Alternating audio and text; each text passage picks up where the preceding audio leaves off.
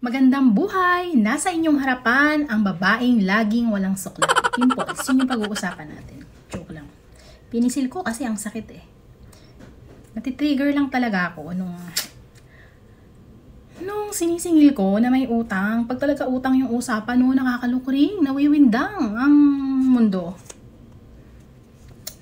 Pag usapang utang, may stress ka lang eh. No, real talk. Pag usapang utang, may stress lang talaga tayo. Pero, ba't ganun, no? Sobrang nag-e-exist siya.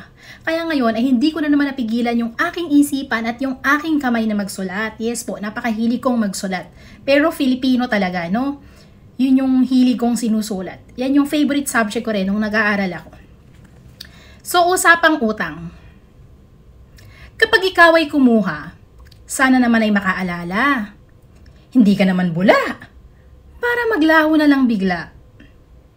Nandito lang kaya ako. Naghihintay lamang sa'yo. Umaasa sa pangako na ako ay babalikan mo. Pwede ka namang magparamdam. At sa akin ay magpaalam. Napasensya ka na, sa ngayoy wala pa lang. Obligasyon sa'yo'y di naman nalilimutan. Okay, sarap madinig ng ganong mga sambit. Yung tipong binalikan ka at alam ko siya'y nakakaalala. Noong lumapit ka nga, may nadinig ka ba? Wala naman, di ba? Bit-bit mo na nga ang perang nakuha. Baligtad na talaga ang mundo. Ang naghahabol ay yung taong naperwisyo. Ang saklap, di ba? Kaya naman sana ikaw ay makaalala na. So ayun, yun yung aking sinulat. No? With feelings, konting feelings. Nalukring lang talaga ako, no? Yung laging nangangako. Hindi. Nangangako siya kapag i-message ko siya. Tapos, mangangako siya ng medyo matagal-tagal, no?